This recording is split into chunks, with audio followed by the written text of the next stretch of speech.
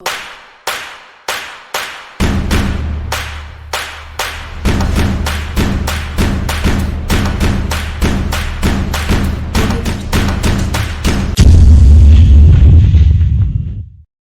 kalau di Indo kan kita cuma kayak pakai rumus. Angkatan aku aja, aku tuh orang Indonya bertujuh. Wow, Jadi banyak banget. kalau kalau ada niat baru belajar. Halo teman-teman semuanya, kembali lagi bersama saya Rio Hilmawan Bagas Triasworo di channel Rio Bagas. Oke, kalau udah setupnya kali ini kayak gini berarti udah ketahuan banget dong bakal ada interview sama pemateri. Nah, di minggu sebelumnya kan kita udah sharing-sharing tentang anak yang lulus student college di Konstans nih. Jadi aku niatnya mau menghadirkan teman-teman aku yang udah lulus dari student college di Jerman di beberapa tempat.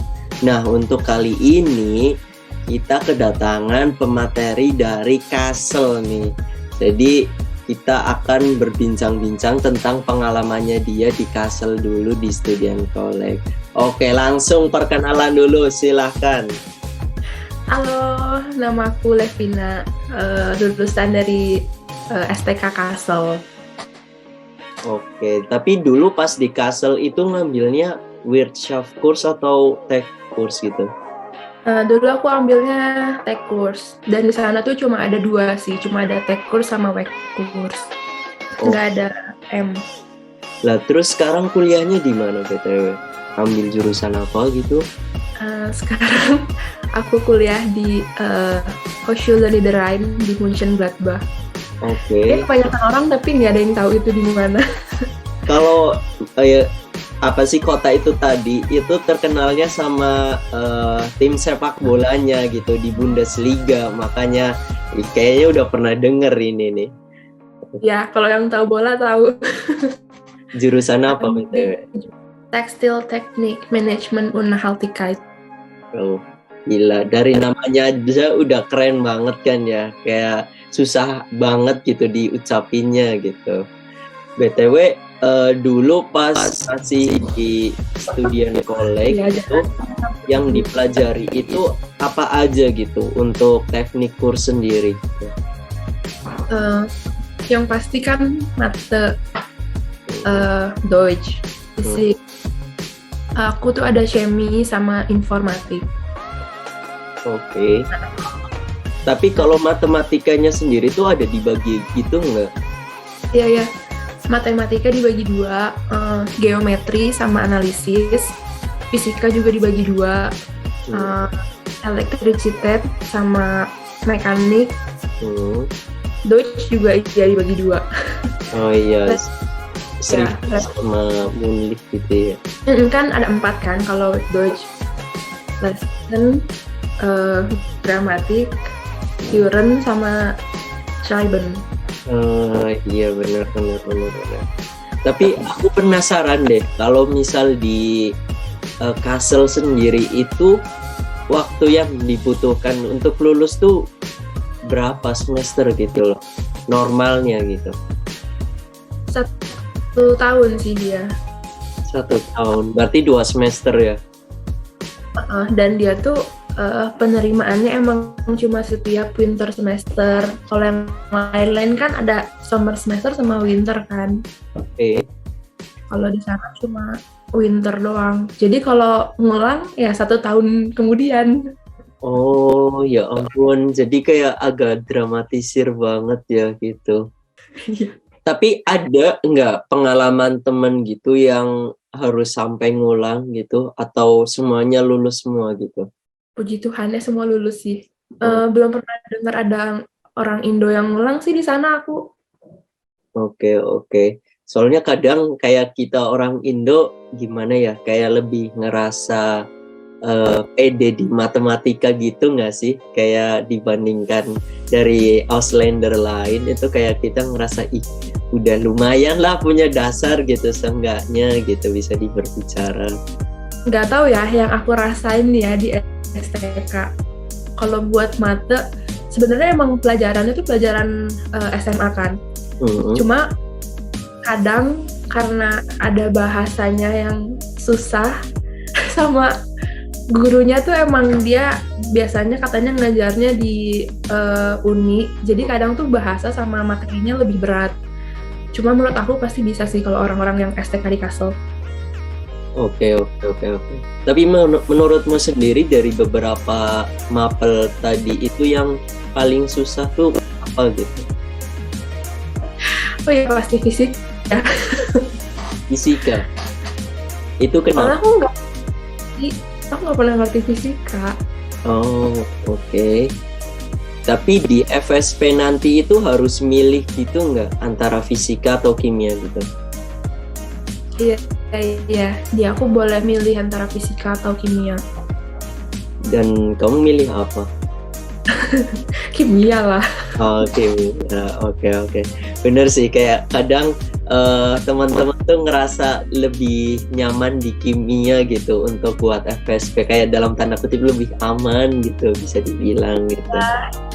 Soalnya aku dari klausur juga emang kimianya lebih bagus dibanding fisika. Soalnya kan kalau fisika sini tuh kadang harus pakai kenapa bisa kayak gini, teorinya gitulah alasannya kenapa bisa gini ya kan. Sedangkan kalau di Indo kan kita cuma kayak pakai rumus. Jadi bisa dibilang nih ya teman-teman, kalau kita di Jerman kita tahu jawaban, tapi alur jawaban kita itu kayak benar-benar dinilai banget, dan kita juga harus tahu kenapa seperti ini. Jadi kayak benar-benar nggak orientasinya tuh cuma jawaban gitu. Dan makanya kalau misal di Indonesia tuh banyak banget kayak rumus cepat ini. Padahal kayak kalau misal di sini itu nggak kayak gitu. Kayak semua itu didetailkan secara benar-benar terperinci gitu loh. Jadi akhirnya kita tuh tahu gitu, kayak dulu misal kayak kalau misal fungsion itu kayak gimana kayak gitu kan, kita kan cuma taunya ya hurufnya kayak gitu, terus ada potens apa kayak gitu. Tapi kalau misal di sini tuh bisa dijelasin dari grafik, ini gambarnya kayak gini, terus kayak gini terus jadi kayak benar-benar kompleks banget gitu. Bahkan nih ya teman-teman, kadang kita kalau misal di Indonesia kalau jawaban kita salah ya udah salah gitu nggak sih, kayak nggak ada potensi buat dapat nilai gitu. Tapi kalau di sini itu kayak nilai itu juga dinilai dari bagaimana kita ngerjainnya gitu.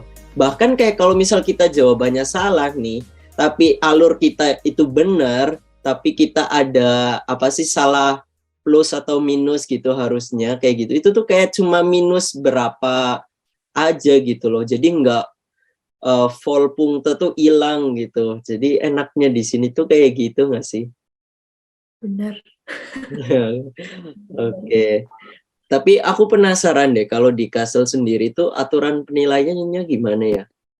Yang pasti ada KKM-nya kan. Biasanya nilai 4 sih. Jadi kita harus nilainya di atas 4. Baru lulus. Di semester 1 tuh kita waktu itu ada 2 klausur. Klausur akhir sama tengah-tengah lah. Oke. Semester 2 juga seingat aku sebelum FSP ada beberapa pelajaran ada klausurnya dulu. Dan di FSP nilai semester 1 tuh penting juga sih menurut aku, karena dia tuh ikut masuk penilaian persen buat di semester 2 atau nilai akhir lah pokoknya masuk nilainya. Tapi emang persennya dikit. Yang lebih banyak tuh emang yang di semester 2.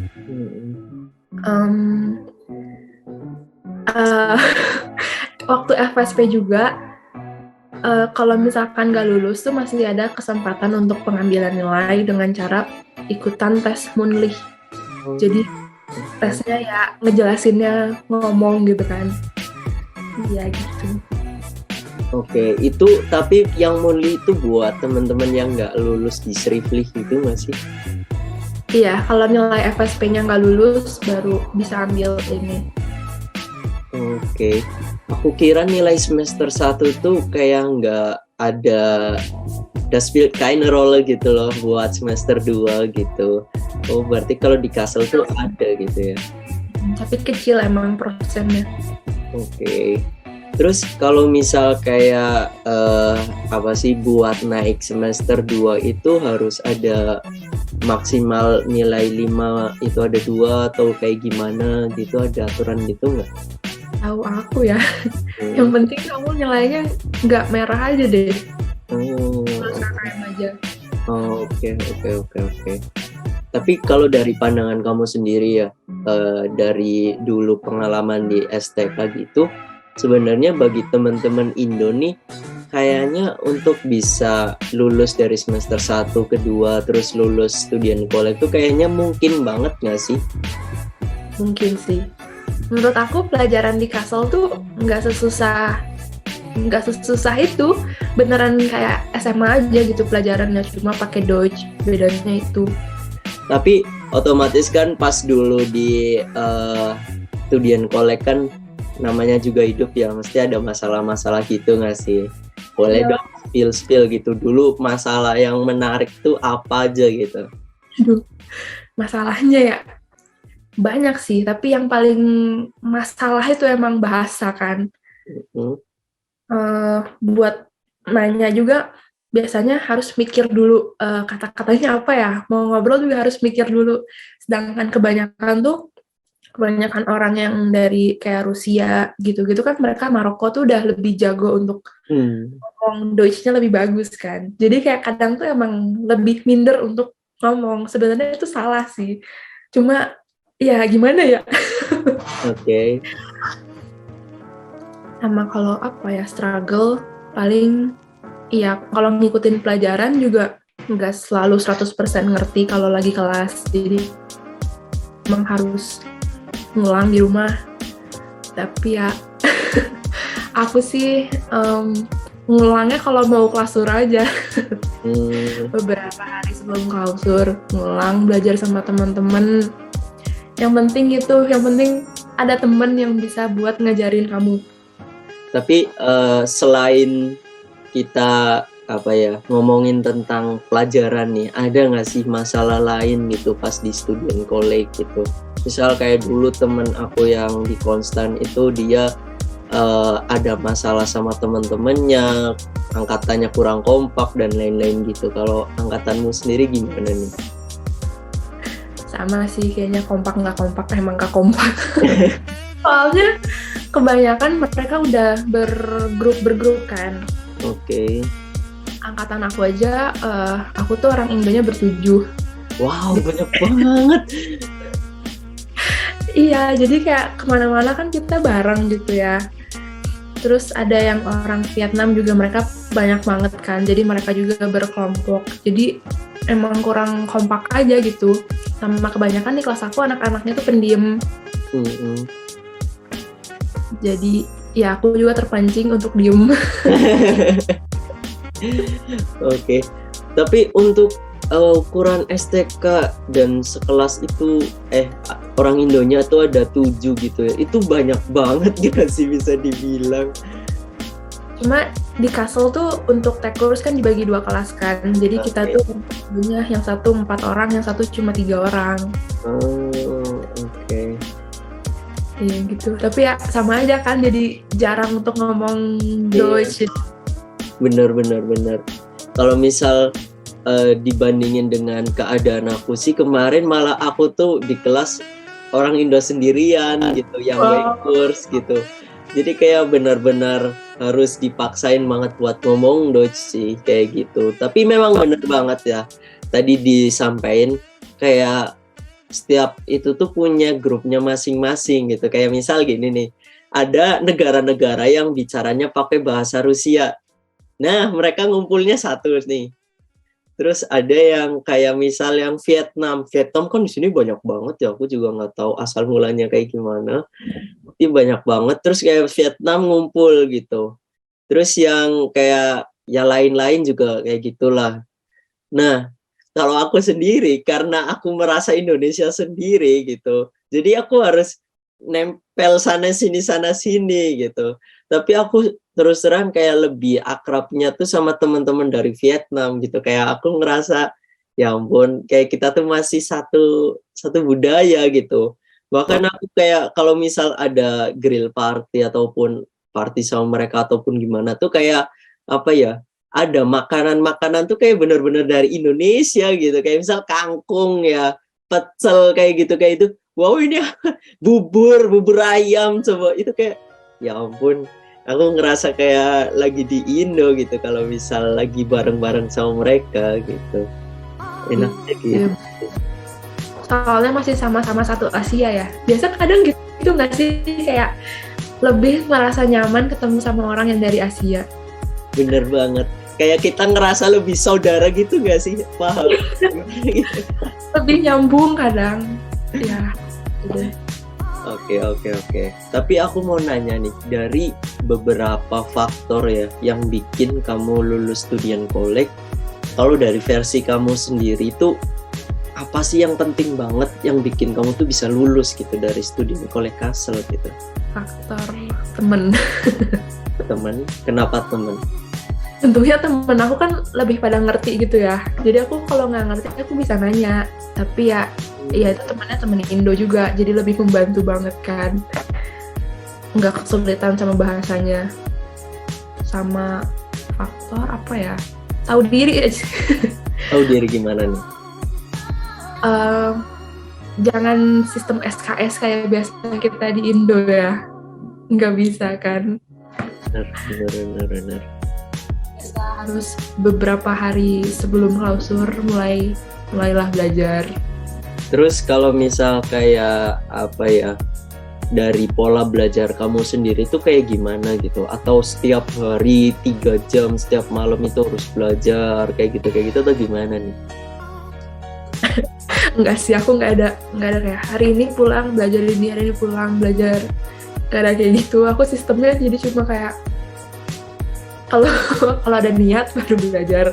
Okay. Tapi kalau makan klausur baru deg-degan tuh kan, dari beberapa seminggu sebelum tuh biasa udah deg-degan. Jadi udah baru mulai belajar gitu. Salah sih ya. Gimana ya? Susah dibenerin deh. Oke. Tapi bener banget ya teman-teman semuanya. Jadi kalau misal kalian yang mau ke Jerman dan mau STK gitu, kalian udah mulai dibiasain deh, jangan yang namanya tuh SKS gitu, karena itu kayak ya nggak bisa dilakuin banget gitu. Kayak aku dulu ada pengalaman ya, itu ya bener-bener SKS banget sih, serius sih. Tapi SKS-nya aku itu kayak misal hari ini ada pembahasan tentang stokastik deh, misal statistik gitu. Nah, malamnya tuh kurang lebihnya tuh harus ya dibaca-baca gitulah, kayak dilihat di Wider Holung gitu, kayak gimana.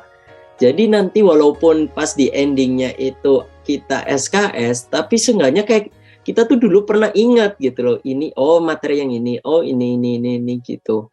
Dan ya nggak bisa banget, nggak disaranin banget kalau misal kalian SKS di Jerman, itu sama aja kalian bunuh diri sih bisa dibilang ya. Benar-benar. Oke, tapi ada pesan-pesan tersendiri gitu nggak buat teman-teman nih yang mau masuk student college, terutama di Kassel deh? Semangat. Okay. Tapi aku yakin pasti lulus, pasti bisa ngikutin di STK Kassel. Soalnya ya kan pelajarannya juga nggak beda jauh.